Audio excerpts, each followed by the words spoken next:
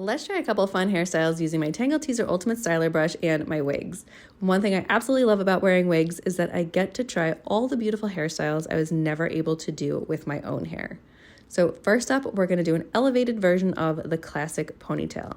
This style is so quick and so simple. It is perfect for when you need to run out the door for school pickup, but you still want to look put together. Next up, I'm going to take my Ultimate Styler.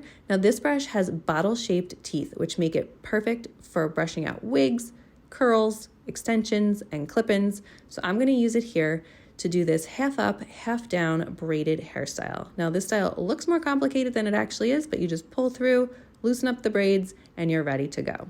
And finally, we're going to do a little spiced up version of a side ponytail. Now with the Ultimate Styler, it's made for dry styling and it's great on all hair types. I use these brushes on my regular hair and on all my wigs because gorgeous hair is just a brush away.